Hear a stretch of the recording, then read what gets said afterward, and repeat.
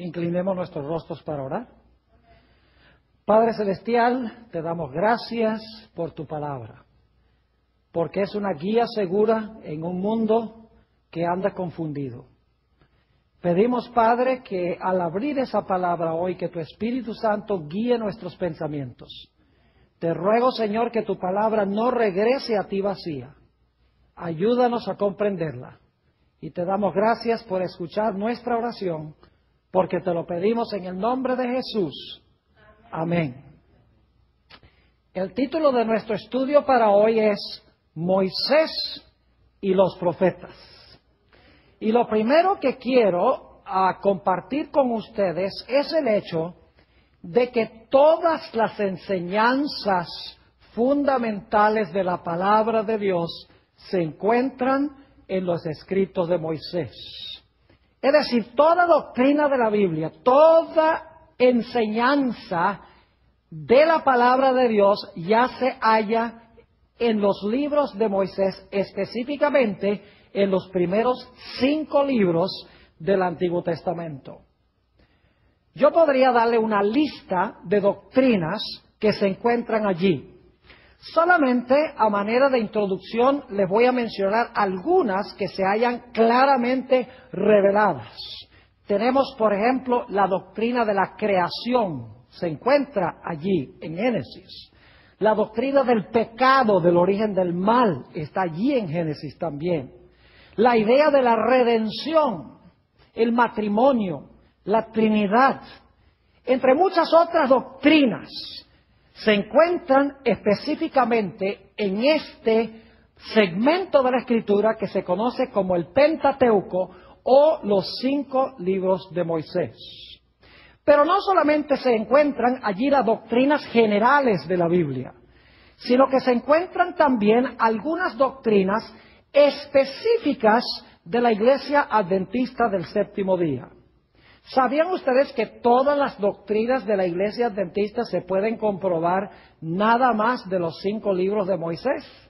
Ahora no vamos a tomar tiempo para hacer eso, pero si tuviera el tiempo les demostraría que todas nuestras creencias fundamentales y distintivas también se hallan en los 5 libros de Moisés. Permítame mencionarles algunas. El sábado se encuentra en el libro de Génesis. El estado de los muertos se encuentra en diferentes textos en estos 5 libros de Moisés. La vida saludable, la dieta que Dios dio originalmente al hombre y los secretos de la salud están en Génesis, el capítulo 1.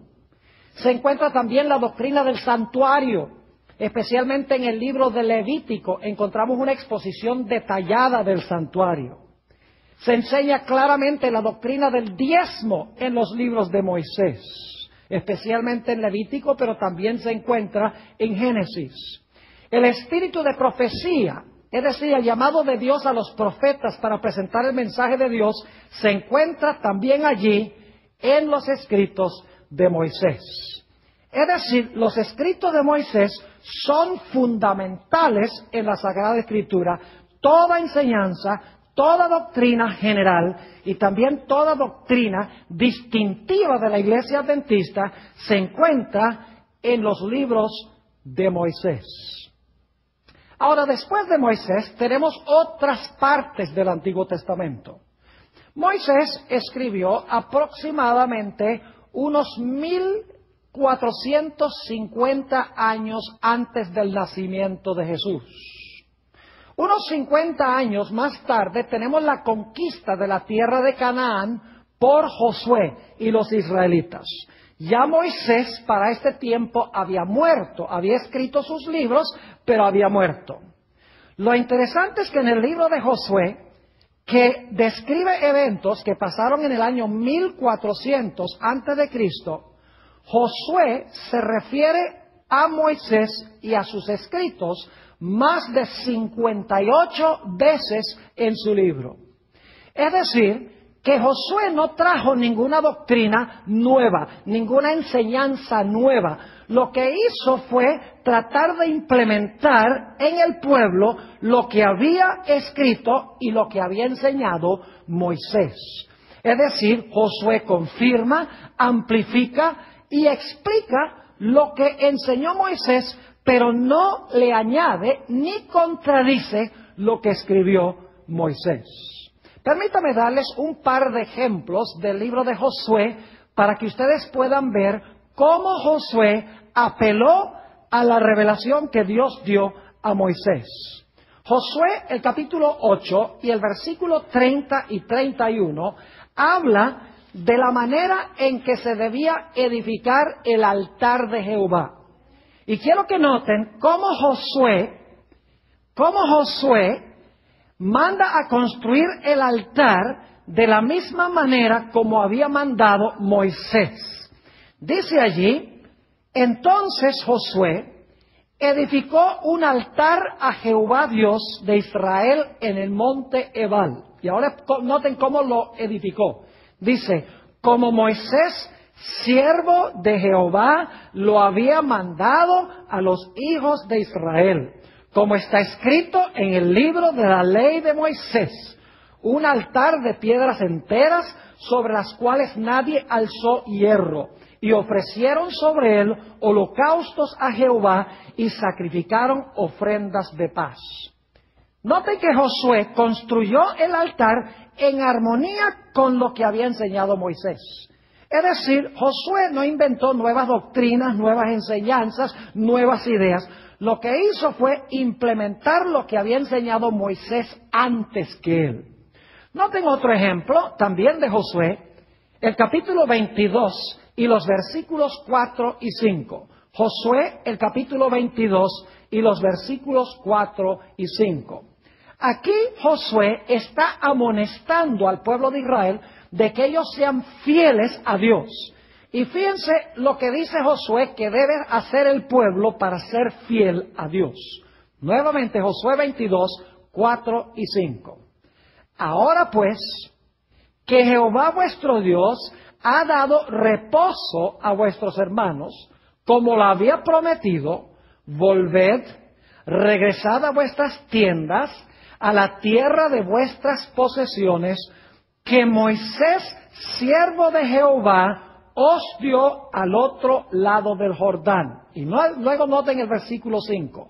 Solamente que con diligencia cuidéis de cumplir el mandamiento y la ley que Moisés, siervo de Jehová, os ordenó, que améis a Jehová vuestro Dios y andéis en todos sus caminos, que guardéis sus mandamientos y le sigáis a él y le sirváis de todo vuestro corazón y de toda vuestra alma.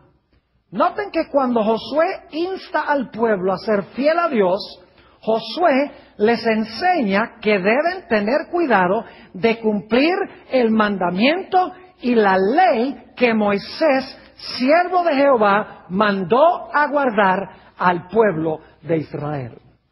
Es decir, que aproximadamente en el año 1450 Moisés escribió sus libros.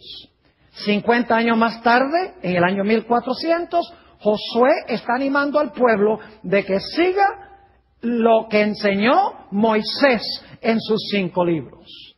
Ahora debemos movernos a la época de los jueces. La época de los jueces es un periodo que cubre aproximadamente desde el año 1300 hasta el año 1100 antes de Cristo. Es decir, que desde los días de Josué, en el año 1400, hasta el año 1300, gobernó Josué y se siguieron las pautas que estableció Moisés. Pero en el año 1300 hasta el año 1100 aproximadamente es un periodo turbulento en la historia de Israel. Se conoce como la época de los jueces, cuando todos hacían como bien le parecía, según dice la Sagrada Escritura. Pero yo quiero que ustedes noten que en los días de los jueces todavía se enseñaba que había que obedecer lo que había escrito Moisés 150 años antes. Noten, por ejemplo, Jueces, el capítulo 3 y el versículo 4. Jueces, el capítulo 3 y el versículo 4. Dice allí, y fueron para probar con ellos a Israel. Los jueces, en otras palabras, fueron para probar con ellos a Israel. Ahora escuchen bien. para saber si obedecerían a los mandamientos de Jehová que él había dado a sus padres por mano de Moisés. Noten la idea de que Dios mandó jueces para probar a Israel, para ver si ellos iban a andar en lo que había revelado Dios a través de Moisés. Noten entonces que en la época de los jueces están regresando a los escritos fundamentales de Moisés. Y tenían que hacerlo, porque nos dice en Primera de Samuel, el capítulo 3 y el versículo 1, que la palabra de Jehová era escasa en esa época.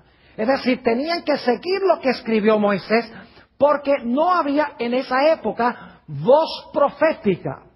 Noten Primera de Samuel, el capítulo 3 y el versículo 1. Dice, el joven Samuel ministraba a Jehová en presencia de Elí, y la palabra de Jehová escaseaba en aquellos días. No había visión con frecuencia. Y por eso en la época de los jueces, la gente seguía lo que había enseñado Moisés 150 años antes del año 1300. Es decir, que en la época de Josué, en la época de los jueces, están enseñando y recordando lo que escribió Moisés. Los escritos de Moisés eran fundamentales. Ahora necesitamos movernos un poco más hacia adelante, a la época de la monarquía. Es decir, es la época cuando se levantaron los reyes en Israel. Este periodo cubre aproximadamente desde el año 1000 antes de Cristo hasta el año 605 antes de Cristo, cuando los judíos fueron llevados cautivos a Babilonia. Yo quiero que ustedes noten que durante la época de la monarquía de los reyes de Israel, todas las enseñanzas están basadas en lo que escribió Moisés. Aunque el año 1000 está 450 años después de Moisés, todavía en la época de los reyes se está apelando a los escritos de Moisés. Los reyes justos ofrecían sacrificios como mandó Moisés. Traían diezmos y ofrendas como mandó Moisés. Los sacerdotes enseñaban al pueblo como dijo Moisés que había que enseñar. Y nos dice que durante esta época, cuando el pueblo sufría aflicciones y las cosas andaban mal, era porque la gente no obedecía los escritos de Moisés. Permítame darles varios ejemplos de la época de la monarquía, es decir, la época de los reyes de Israel, para que ustedes vean nuevamente que en la época de los reyes de Israel, ellos apelan a los escritos de Moisés. Es decir, no están inventando nuevas doctrinas, nuevas enseñanzas, nuevos conceptos, sencillamente están tomando y aplicando en su época lo que escribió Moisés varios siglos antes. Noten Primera de Reyes, el capítulo 2 y el versículo 3. Aquí David está hablándole a Salomón su hijo, porque Salomón va a tomar su puesto. Y dices David a Salomón, guarda los preceptos de Jehová tu Dios, andando en sus caminos y observando sus estatutos y mandamientos, sus decretos y sus testimonios. Noten esto ahora, de la manera que está escrito en la ley de Moisés, para que prosperes en todo lo que hagas y en todo aquello que emprendas. Qué interesante que cuando a David habló a su hijo Salomón le dijo, asegúrate de hacer e implementar lo que enseñó Moisés en la ley que él escribió. Es decir, David está apelando a los escritos de Moisés. Noten Segunda de Crónicas, el capítulo 8 y el versículo 12 y 13. Segunda de Crónicas, el capítulo 8 y el versículo 12 y el versículo 13. Aquí está hablando de los sacrificios que ofreció Salomón. Y fíjense que los sacrificios que ofrece Salomón los ofrece en la forma en que Dios había mandado a través de Moisés. Dice allí, Segunda de Crónicas 8, 12 y 13, lo siguiente. Entonces ofreció Salomón holocaustos a Jehová sobre el altar de Jehová que él había edificado delante del pórtico, para que ofreciesen cada cosa en su día. Ahora fíjense cómo se ofrecían los sacrificios. Para que ofreciesen cada cosa en su día, conforme al mandamiento de Moisés, en los días de reposo, en las nuevas lunas y en las fiestas solemnes 3 veces en el año. Esto es, en la fiesta de los panes sin levadura, en la fiesta de las semanas y en la fiesta de los tabernáculos. Noten que todas las fiestas en los días de Salomón se estaban observando de acuerdo a la forma en que prescribió ¿quién? En que prescribió Moisés. Salomón no está trayendo ninguna nueva doctrina. David no está trayendo nuevas enseñanzas. Sencillamente están tomando y aplicando lo que escribió Moisés centenares de años antes. Noten Segunda de Reyes, el capítulo 18 y el versículo 6. Todavía estamos en la época de los monarcas de Israel. Segunda de Reyes 18 y el versículo 6. Aquí nos dice que Ezequías, uno de los reyes de Israel, guardó las leyes que Dios dio a través de Moisés. Dice lo siguiente: en Jehová, Dios de Israel, puso su esperanza. Es decir, Ezequías puso su esperanza en Jehová, Dios de Israel. Ni después ni antes de él hubo otro como él entre los reyes de Judá, porque siguió a Jehová y no se apartó de él, y ahora escuchen, sino que guardó los mandamientos que Jehová prescribió a Moisés. Otra vez encontramos que Ezequías está obedeciendo los mandamientos que Dios dio a través de Moisés. Noten Primera de Crónicas, el capítulo 15 y el versículo 15.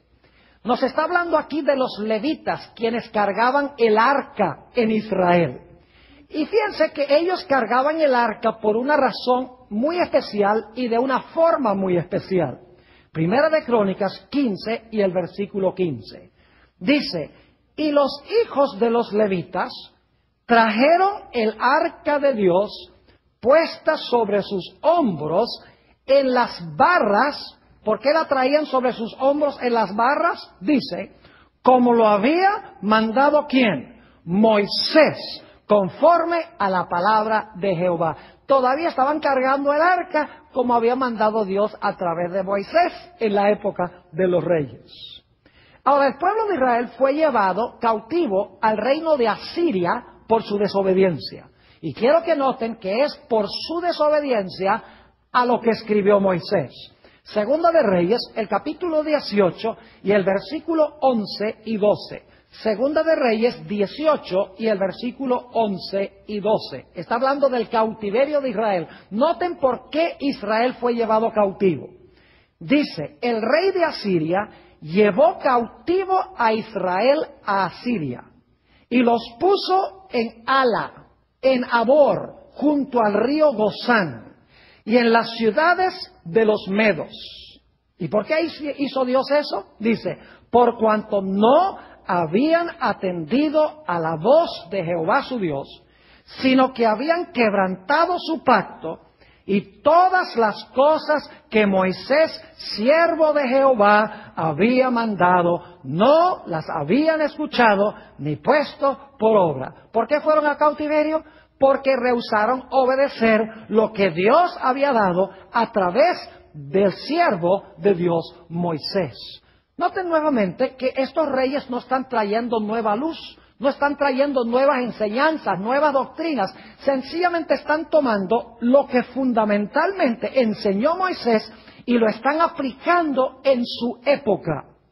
Noten Segunda de Crónicas, el capítulo 33 y el versículo 8. Aquí Dios explica la condición para que el pueblo pueda quedar en su tierra. Segunda de Crónicas, el capítulo 33 y el versículo 8. Aquí Dios está haciendo su promesa. Dice, yo los voy a dejar en la tierra siempre y cuando cumplan una condición.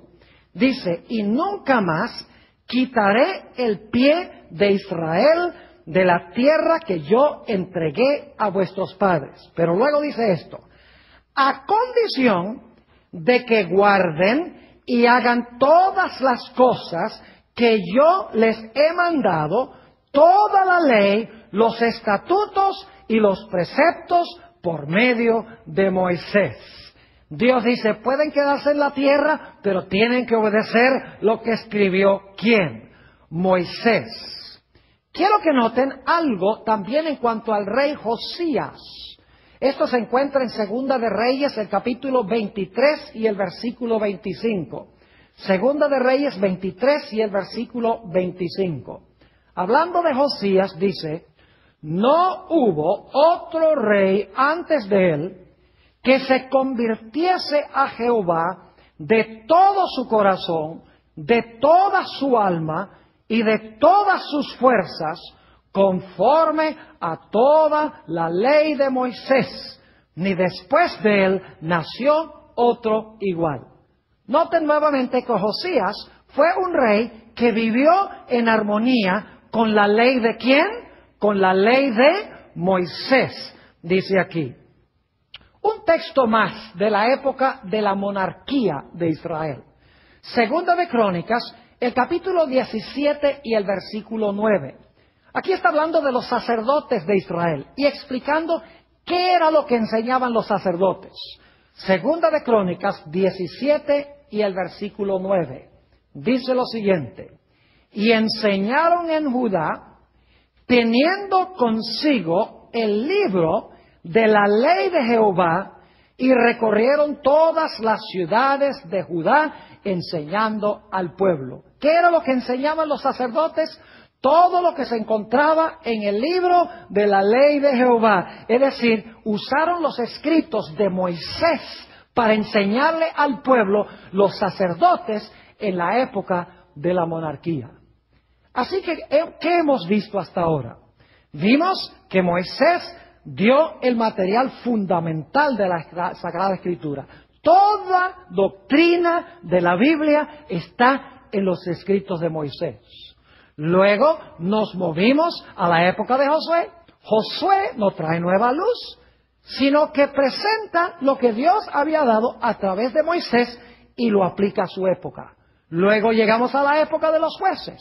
En la época de los jueces lo mismo. Se enseña y se practica, aunque escaseaba la palabra de Dios, los escritos de Moisés.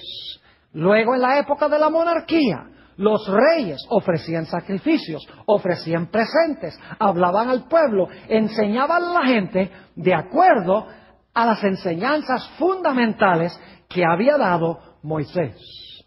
Ahora necesitamos movernos a la época de los profetas.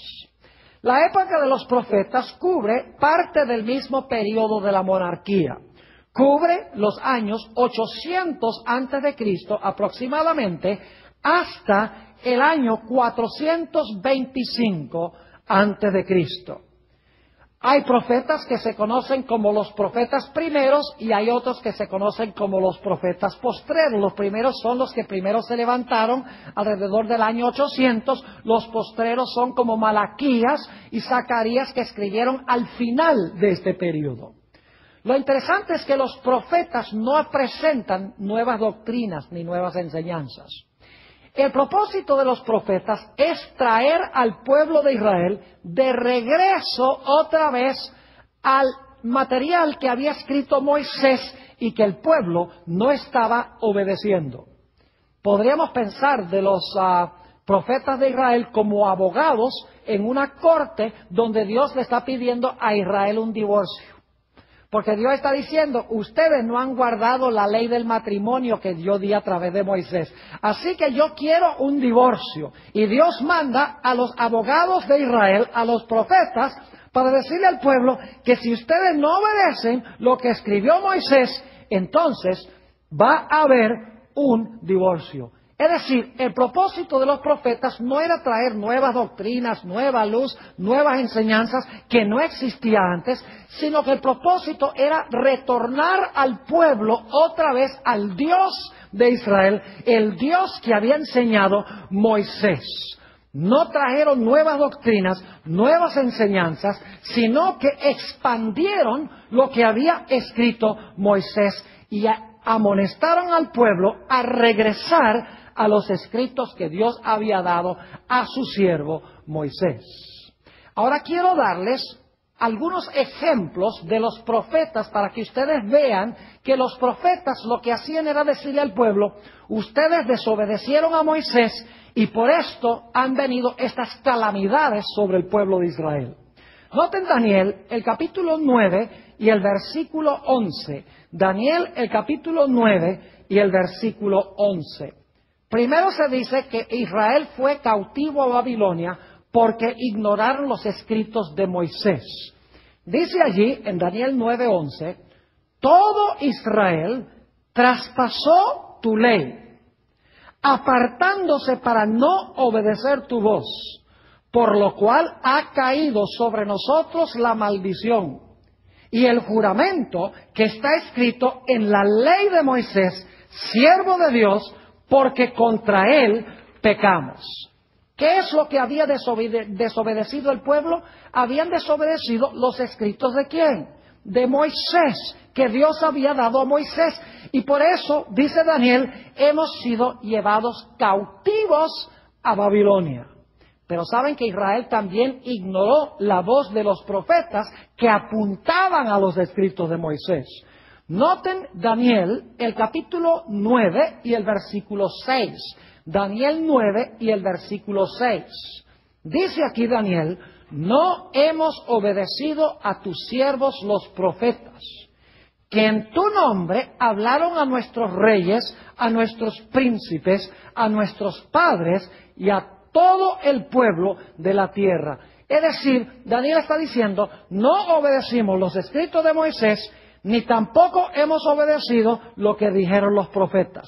Y el propósito de los profetas era traer a la gente de regreso a lo que había enseñado Moisés, que se consagraran a Dios, ofrecieron los sacrificios como Dios había dicho a través de Moisés, diezmaran como había dicho Dios a través de Moisés, observaran el sábado como Dios había dicho a Moisés, que enseñaran la ley como Dios había dicho a través de Moisés.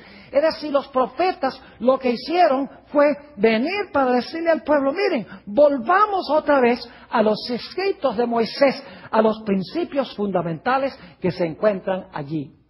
Noten Zacarías, el capítulo 7 y el versículo 12. Zacarías, el capítulo 7 y el versículo 12.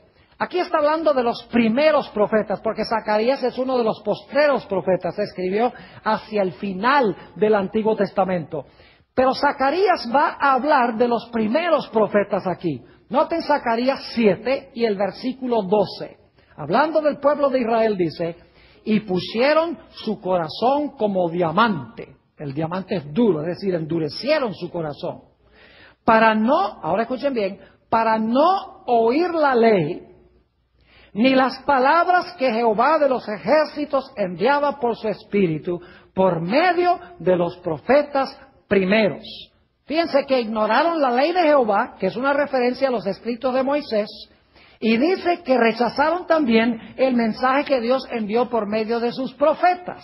Y por lo tanto dice: vino por tanto gran enojo de parte de Jehová de los ejércitos. En otras palabras, lo que estoy diciendo, queridos hermanos y amigos, es que los profetas primeros y postreros no añadieron nada sustancial a lo que enseñó Moisés. Su función era confortar al pueblo, animar al pueblo, amonestar al pueblo, confirmar lo que había enseñado Moisés, explicar, amplificar, redarguir. El propósito era que la gente retornara a lo que había enseñado Moisés. Por eso es que los profetas muy a menudo le dicen a Israel: volveos, volveos, es decir, vuelvan otra vez a Jehová. Ahora necesitamos movernos al período después del cautiverio en Babilonia. El período después del cautiverio es desde el año 539 hasta el año 425 antes de Cristo. Ya estamos llegando hacia el final del período del Antiguo Testamento. Y vamos a hablar por unos momentos de Esdras y Nehemías, que se levantaron después del cautiverio en Babilonia. Lo interesante es que Esdras y Nehemías, aunque se están levantando alrededor del año 450 a.C., todavía todo lo que hacen, lo hacen apelando a los escritos de Moisés. Permítanme mencionarles nada más algunas referencias, porque no podemos leerlas todas por la escasez del tiempo, pero les doy las referencias. En Esdras, el capítulo 3 y el versículo 2, dice que después del cautiverio, el pueblo edificó un altar con las especificaciones que había dado Moisés. En Esdras 6 y el versículo 18, dice que los sacerdotes y los levitas se organizaron después del cautiverio como Dios había mandado a través de Moisés. En Esdras 9 y el versículo 11 se prohibieron matrimonios mixtos entre los israelitas y los paganos. Y dice, porque debían obedecer lo que Dios había mandado a través de los escritos de Moisés. En Nehemías, el capítulo 8 y el versículo 1 al 3, y también el versículo 8 y 9 y el versículo 13 al 15, dice que el pueblo celebró la fiesta de tabernáculos después que regresaron a su tierra. Y dice que celebraron la fiesta de tabernáculos exactamente como lo había mandado Moisés. Y en Nehemías, el capítulo 10 y el versículo 28 y 29, el pueblo prometió obedecer la voluntad de Dios tal cual fue dada a Moisés. Es decir, a través de todo el Antiguo Testamento, mis hermanos y hermanas, los que están viendo por televisión, la gente está apelando a los escritos de Moisés como fundamentales. Nadie le está añadiendo nada a los escritos de Moisés. Sencillamente están ampliando, están explicando, están corrigiendo al pueblo por desviarse de los escritos de Moisés. Pero todas las doctrinas claves están en los escritos de Moisés. Permítanme leerles una última cita del Antiguo Testamento antes de ir al Nuevo. Malaquías, el capítulo 4 y el versículo 4 al 6 habla de algo que va a suceder antes del día grande y terrible de Jehová. La Biblia dice que Dios va a mandar a Elías, el profeta, antes del día grande y terrible de Jehová. Dicho sea de paso, el primer cumplimiento de esto fue con Juan el Bautista. Juan el Bautista fue el que vino en el espíritu y el poder de Elías. Ahora, ¿qué es lo que iba a enseñar este Elías? No en persona, sino con el espíritu y poder de Elías. Malaquías, el capítulo 4 y el versículo 4 hasta el versículo 6. Dice aquí, acordaos de la ley de Moisés mi siervo, al cual encargué en Horeb ordenanzas y leyes para todo Israel. ¿A qué es lo que está apelando Malaquías? ¿A los escritos de quién? De Moisés. Versículo 5. He aquí, yo os envío al profeta Elías antes que venga el día de Jehová grande y terrible. Él hará volver el corazón de los padres hacia los hijos y el corazón de los hijos hacia los padres, no sea que yo venga y hiera la tierra con maldición. Fíjense que dice aquí que cuando se iba a levantar este Elías final, que se debía nuevamente atraer atención a los escritos de ¿quién? A los escritos de Moisés. Nos hemos movido a través de todo el Antiguo Testamento. Tenemos a Moisés, quien es fundamental. Todas las doctrinas de la Iglesia, tanto generales como distintivas, están en los escritos de Moisés. Luego Josué apela a Moisés, los jueces apelan a Moisés, los reyes apelan a Moisés, los profetas primeros y los profetas postreros apelan a Moisés, Esdras y Nehemías apelan a Moisés. Y dice que cuando se levantara este Elías para preparar el camino para el Mesías, él también iba a traer a colación a Moisés. Es decir, que todo lo que vino después de Moisés tenía única y exclusivamente el propósito de ampliar y explicar lo que escribió Moisés, aplicarlo a su época y corregir a los que no vivían en armonía con lo que escribió Moisés. ¿Está claro este punto? Ahora necesitamos ir al Nuevo Testamento. El Nuevo Testamento fue escrito aproximadamente entre los años 45 y 90 después de Cristo. Lo interesante es que el Nuevo Testamento no presenta fundamentalmente nada nuevo que no se encuentre ya en el Antiguo Testamento. El Nuevo Testamento amplifica, confirma, desarrolla y explica lo que ya contiene el Antiguo Testamento. El Nuevo Testamento no añade nada sustancial al Antiguo Testamento, ni contradice lo que está en el Antiguo Testamento. Podemos notar, por ejemplo, la vida de Jesús. ¿Saben ustedes que la vida de Jesús toda está revelada en el Antiguo Testamento? Cuándo iba a nacer, dónde iba a nacer, que le iban a anunciar una estrella, las palabras que sus enemigos iban a decir cuando él iba a colgar sobre la cruz, el hecho de que lo iban a traspasar con una lanza, que iban a echar suerte sobre sus vestimentas, que iba a morir, que iba a ser sepultado, que iba a resucitar el tercer día. Todo eso estaba ya en el Antiguo Testamento. Lo único que hace el Nuevo Testamento es ampliar y explicar y decir, mire, este es el que cumplió todas estas profecías que están en los escritos de Moisés y en los escritos de los profetas. Es decir, que el Nuevo Testamento es una ampliación de la luz que Dios dio a través del Antiguo Testamento, comenzando con Moisés. Si yo tuviera tiempo, les demostraría que el santuario hebreo es una revelación del plan de salvación. Todas las funciones de Jesús, como Cordero de Dios que quita el pecado del mundo, como intercesor en el lugar santo del santuario, como juez en el lugar santísimo, como el que va a colocar los pecados sobre el macho cabrío Azazel al final de la historia, símbolo de Satanás. Es decir, que todo lo que Jesús iba a hacer en la historia de la salvación ya se revela en el Antiguo Testamento y se encuentra fundamentalmente en los escritos de Moisés. Yo quiero leerles algunos textos del Nuevo Testamento que demuestran esto claramente. Vayan conmigo a San Juan el capítulo 1 y el versículo 45. San Juan 1 y el versículo 45. Aquí nos dice que Felipe consiguió a Natanael. Y Felipe, quien era uno de los discípulos, le dijo a Natanael que él había encontrado al Mesías. Note lo que dice Juan 1 y el versículo 45. Dice, Felipe halló a Natanael y le dijo, hemos hallado, ahora escuchen bien, hemos hallado a aquel de quien escribió Moisés en la ley. ¿Está claro eso? Jesús, ¿quién había escrito en cuanto a Jesús? Moisés, ¿dónde? En la ley. Así como los profetas, es decir, Moisés lo enseñó y los profetas confirmaron lo que enseñó Moisés. Y luego dice, ¿quién es? A Jesús, el hijo de José de Nazaret. Es decir, Moisés y los profetas hablaron de este y dice Felipe, aquí está, ya lo conseguimos. No está trayendo nueva luz, ni nuevas doctrinas, ni nuevas enseñanzas. Está sencillamente confirmando lo que ya estaba en los escritos de Moisés y fue confirmado por los profetas.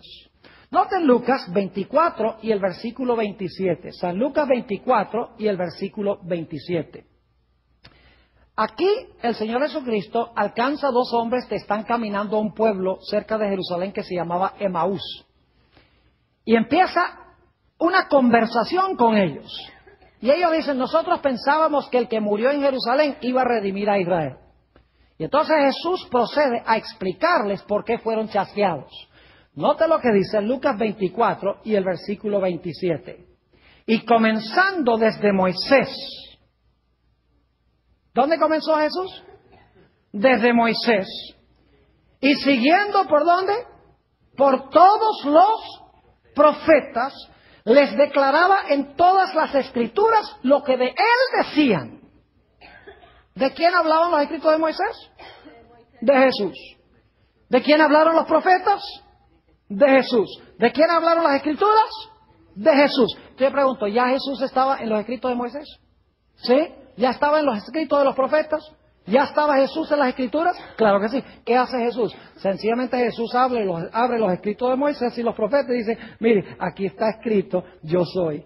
¿No se me dan cuenta cómo se cumplió todo esto en mí? Jesús no está trayendo nuevas doctrinas. Sencillamente está mostrando cómo Él es el cumplimiento de lo que ya había sido dado de antemano. Noten Hechos, el capítulo 24 y el versículo 14. Hechos 24 y el versículo 14. Aquí el apóstol Pablo se encuentra testificando ante el gobernador Félix, un gobernador del Imperio Romano. Y dice el apóstol Pablo a Félix, fíjense qué era lo que enseñaba el apóstol Pablo. Dice, pero esto te confieso, que según el camino que ellos llaman herejía, así sirvo al Dios de mis padres. Dice el apóstol Pablo, yo sirvo al Dios de mis padres. Y ahora escuchen bien, creyendo todas las cosas que en la ley y en los profetas están escritas. ¿Qué es lo que creía el apóstol San Pablo? ¿Qué era lo que enseñaba el apóstol San Pablo? Todo lo que estaba, ¿qué? En la ley, que se refiere a los escritos de Moisés, y que estaban escritos ¿dónde? En los profetas. Entonces, ¿de dónde sacó el apóstol Pablo su material? ¿De dónde sacó el apóstol Pablo sus enseñanzas? Trajo nuevas doctrinas, nuevas enseñanzas deslumbrantes que nadie conocía antes. No, sencillamente está desarrollando y ampliando lo que había sido escrito por Moisés y por los profetas y por los salmos. Note lo que dice Hechos, el capítulo 26 y el versículo 22. Hay muchos textos que pueden corroborar lo que estamos estudiando. Hechos 26 y el versículo 22. Aquí Pablo está hablando de qué cree él de los escritos de Moisés y de los profetas. Dice aquí el apóstol San Pablo, pero habiendo obtenido auxilio de Dios, persevero hasta el día de hoy, dando testimonio a pequeños y a grandes. Y ahora escuchen bien, no diciendo nada fuera de las cosas que los profetas y Moisés dijeron que habían de suceder. ¿Qué fue lo que enseñó el apóstol Pablo? Dice, yo no enseñé nada que no haya sido enseñado por ¿quiénes? Por los profetas y por Moisés.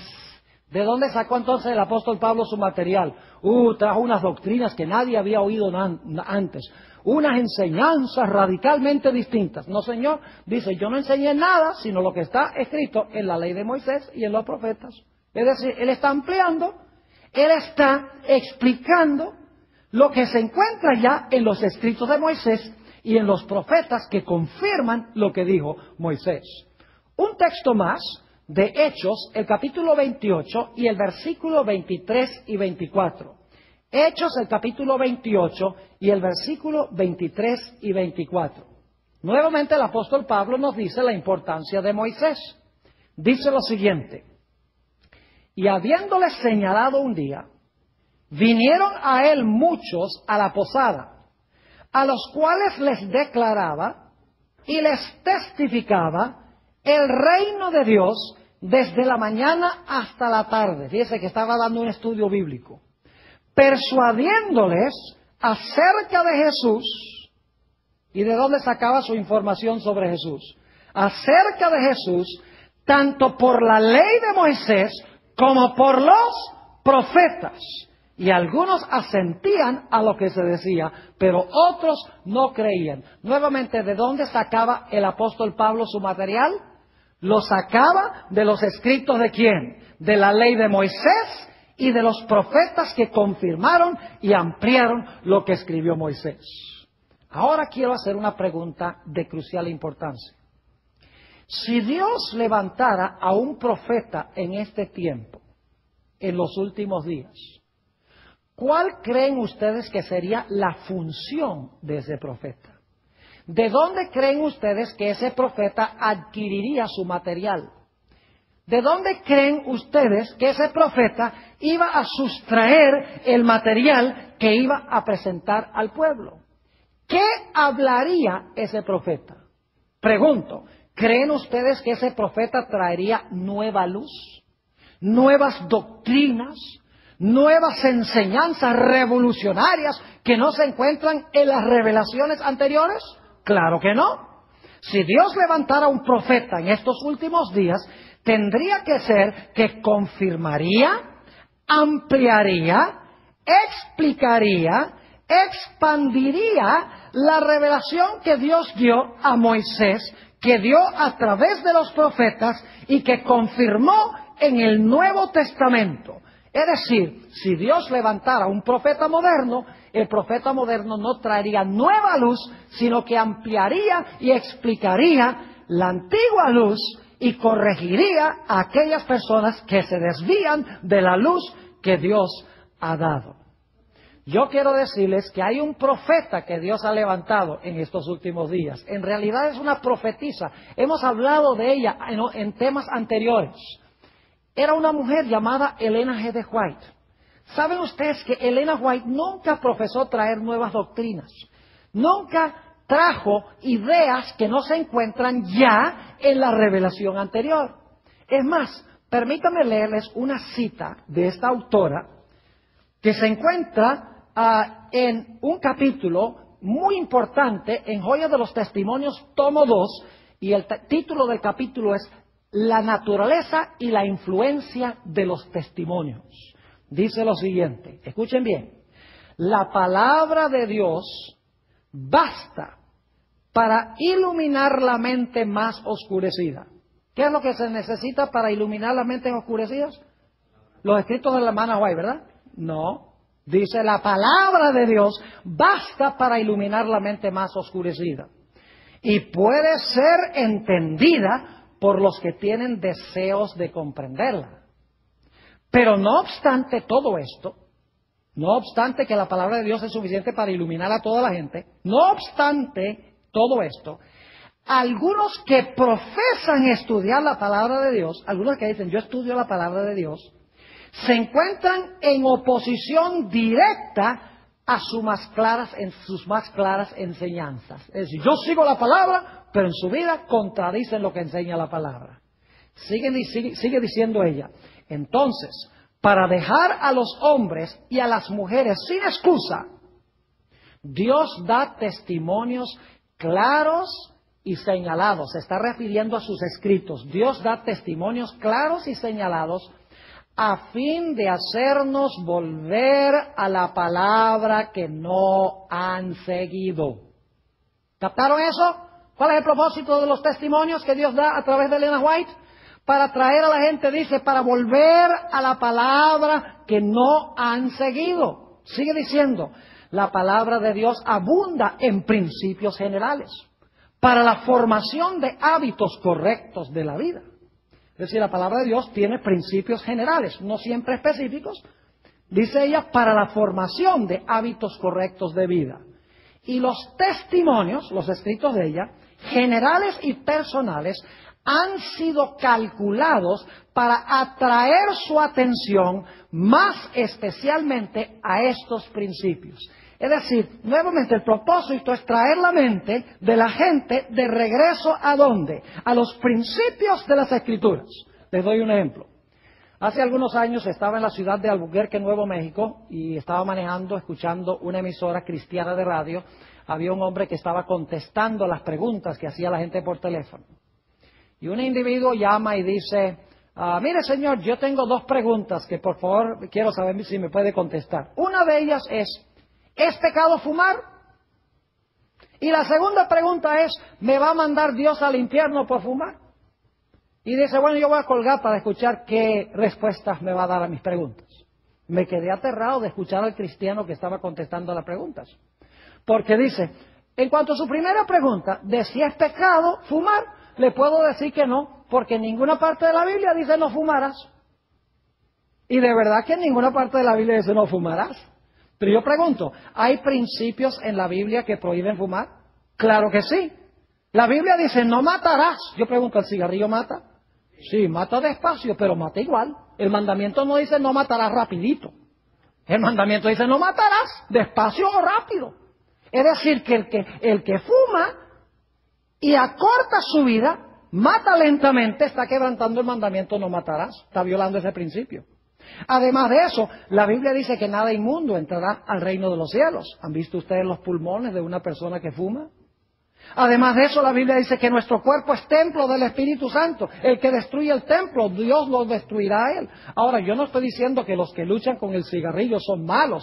Lo que estoy diciendo es que la palabra de Dios enseña que el uso del cigarrillo está en contra de ciertos principios de Dios. Y Dios tiene poder para dar la victoria sobre este vicio. Es un vicio fuerte, difícil de vencer. Pero la Biblia dice, todo lo puedo en Cristo que me fortalece. Y luego fue interesante notar la segunda respuesta que dio el individuo por radio. Dijo que si Dios lo va a mandar al infierno por fumar, ¿qué va? Dice, más rápido va a llegar al cielo. Lo que quería decir era que como fumaba se iba a morir más rápido, y como él creía que cuando una persona se muere se va directamente al cielo, se va más rápido. Que es otra doctrina falsa, porque la Biblia dice que los muertos no saben nada cuando mueren. Cuando Cristo venga es que van a ir para estar con el Señor. Elena G. de White dice claramente, fumar es un pecado, es una violación de principios bíblicos que atentan contra la salud. ¿Tiene ella razón en lo que dice? Aunque la Biblia no dice no fumarás, ella no le está añadiendo nada a la Biblia. Está tomando principios de la Biblia y los está aplicando a casos específicos en la vida real de ahora. Quiero leerles una cita que encontramos en el libro Palabras de Vida del Gran Maestro, en el capítulo que se titula ¿Dónde hallar la verdad? Aquí la autora habla de la relación entre la nueva luz y la vieja luz. Dice lo siguiente, en cada época hay un nuevo desarrollo de la verdad. ¿Se dieron cuenta? En cada época hay un nuevo desarrollo de la verdad. No nueva verdad, sino nuevo desarrollo de la verdad. Un mensaje de Dios al pueblo de esa generación. Las viejas verdades son todas esenciales. La nueva verdad no, ahora noten, la nueva verdad no es independiente de la vieja, sino un desarrollo de ella. ¿Qué es la nueva verdad? Cuando Dios trae, es un desarrollo de la vieja verdad. No es nueva luz, sino un desarrollo de la luz. Sigue diciendo, es únicamente comprendiendo las viejas verdades como podemos entender las nuevas. Trate usted de entender la muerte de Cristo en la cruz sin los textos del Antiguo Testamento que hablan de Jesús como el Cordero. Imposible. Trate usted de entender que Jesús resucitó al tercer día sin que el Antiguo Testamento tuviera profecías de que iba a resucitar el tercer día. Es decir, dice ella, es únicamente comprendiendo las viejas verdades como podemos entender las nuevas.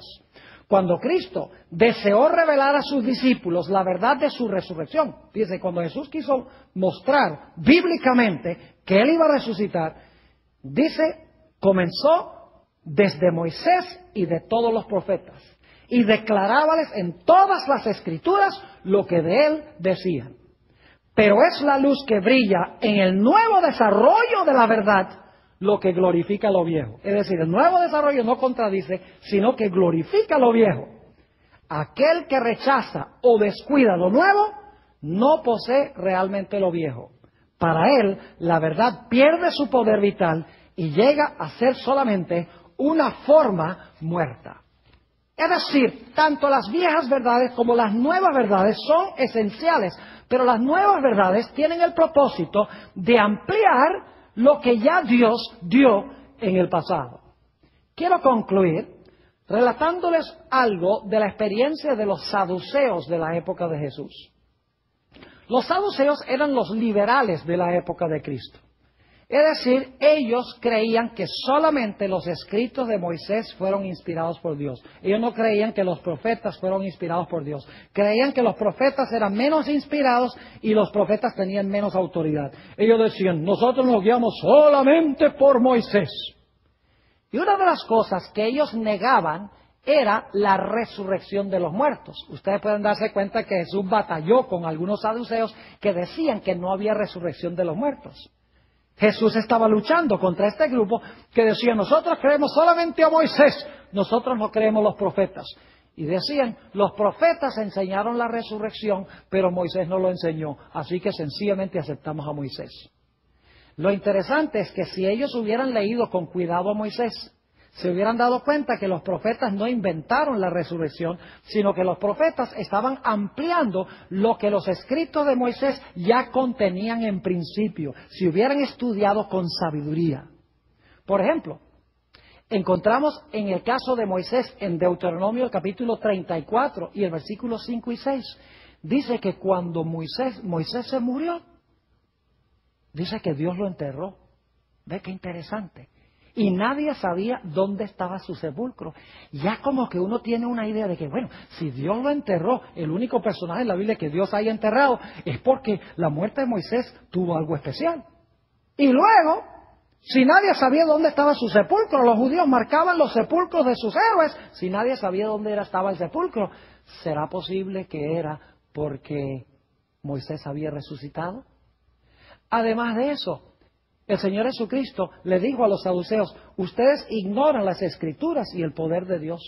Porque Dios, la Biblia dice que Dios es el Dios de Abraham, Isaac y Jacob. Y Dios no es un Dios de muertos, sino de ¿qué? Sino de vivos. Es decir, si Dios es el Dios de Abraham, Isaac y Moisés, ellos están muertos. Pero si Él es el Dios de ellos entonces significa que algún día van a ¿qué? Van a resucitar para que Él pueda ser su Dios. Es decir, en la declaración, cuando se dijo,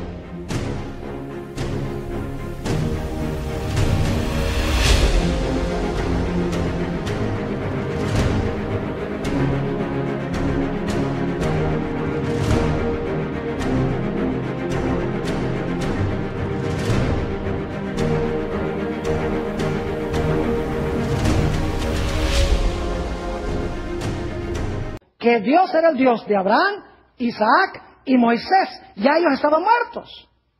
Y sin embargo, si Dios era el Dios de ellos, es porque algún día ellos tenían que vivir, porque Dios no iba a ser el Dios de gente muerta, sino de gente viva. Eso demuestra en el Antiguo Testamento que la resurrección ya se contenía en los escritos de Moisés en Éxodo, el capítulo 3. Así que Dios ha levantado una voz profética hoy en el espíritu de profecía en los escritos de Ellen G. White. No para proporcionar nueva luz, sino para ampliar lo que escribió Moisés, lo que escribieron los profetas, lo que escribieron los autores del Nuevo Testamento. Es decir, para tomar la vieja luz, ampliarla, explicarla, corregir a los que hierran de esa luz, de tal manera que podamos en toda su gloria entender y seguir lo que Dios está enseñando a través de la palabra escrita. Gracias a Dios por este precioso